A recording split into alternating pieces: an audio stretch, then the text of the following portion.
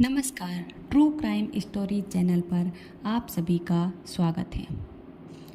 आज हम बात करेंगे Dehradun double murder mystery case के बारे में।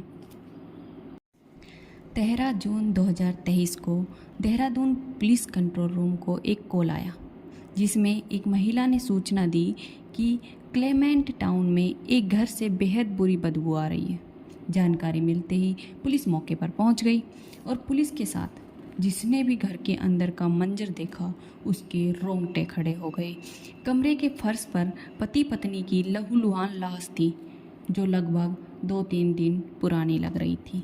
कमरे में काफ़ी मात्रा में खून जमा हो चुका था। हैरानी की बात तो ये थी कि कमरे में एक बच्चा दिखा, जो सिर्फ 4-5 दिन का लग रहा था, मृतकों के बीच में पड़ा हुआ, जिसकी सांसें चल रही थी। ये बच्चा मृतक कासिफ और उसकी पत्नी अनम का था, जिसको पुलिस ने तुरंत अस्पताल पहुंचाया।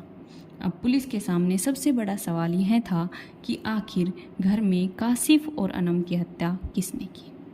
मौके पर पहुंची फोरेंसिक टीम ने वहां से सबूत जुटाए।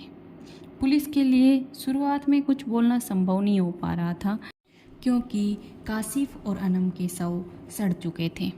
शुरुआत में तो ये केस सुसाइड माना जा रहा था, लेकिन वजह साफ नज़र नहीं आ रही थी।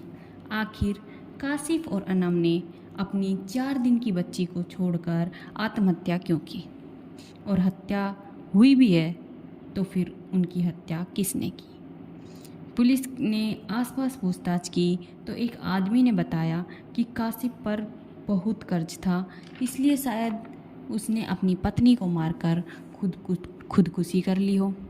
पुलिस को इस कहानी पर विश्वास नहीं हुआ।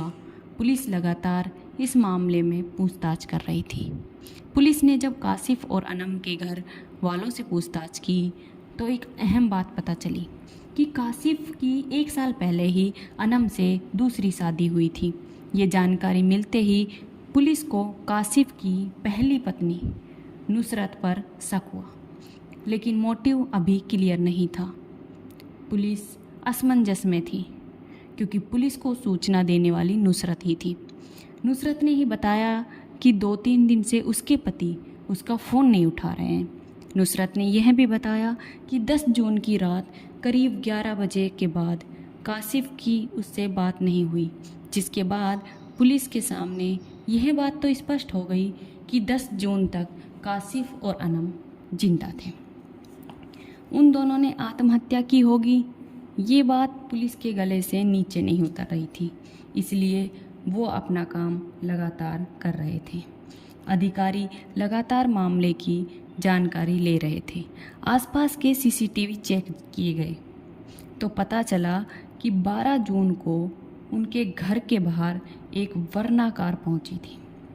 संदेह होने पर पुलिस ने उसी गाड़ी के नंबर की जानकारी निकाली तो पता चला कि वो गाड़ी कासिफ के दोस्त असवद की है।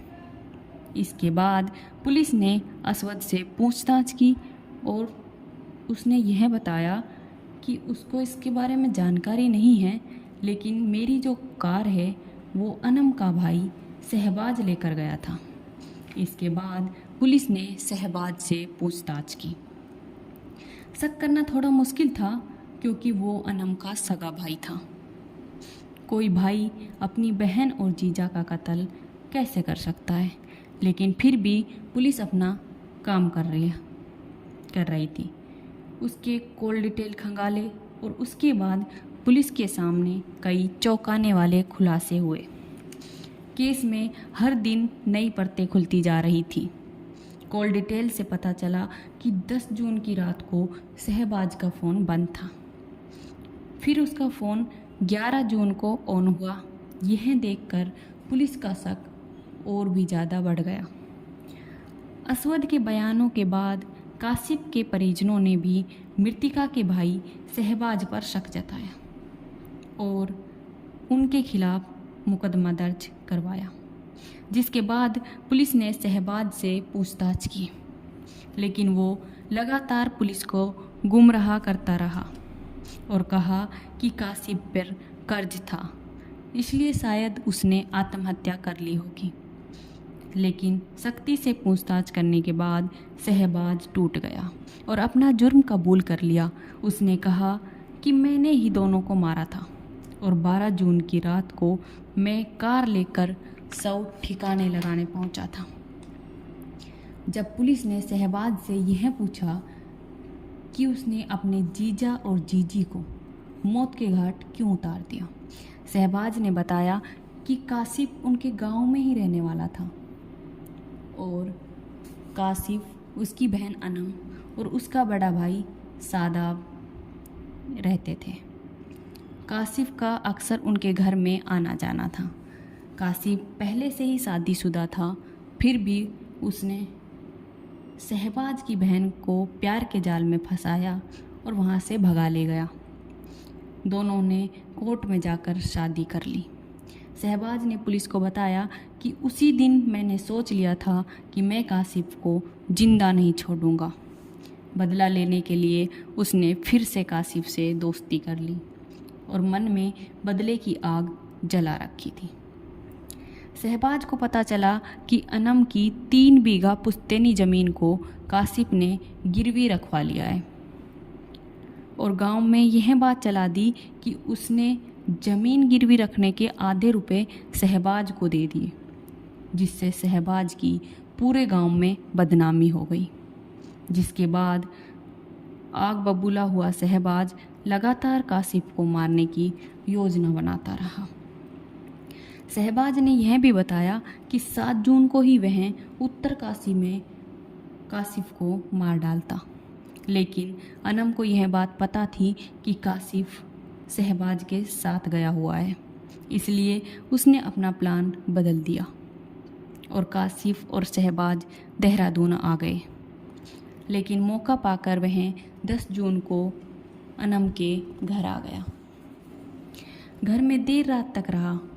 जब सब सो गए तो मौका पाकर किचन से चाकू लाकर उसने सोते वक्त कासिफ की गर्दन पर वार कर उसका गला रेंग दिया, जिसके बाद अनम चिल्लाने लगी।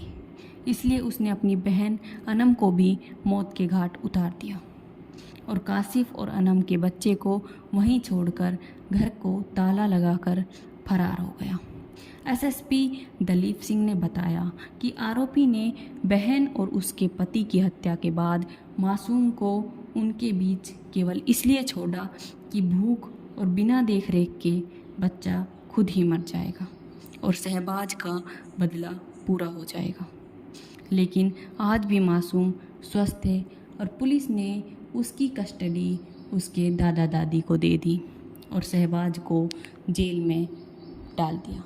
उम्मीद करते हैं कि उसको जल्द से जल्द कड़ी से कड़ी सज़ा सुनाई जाए।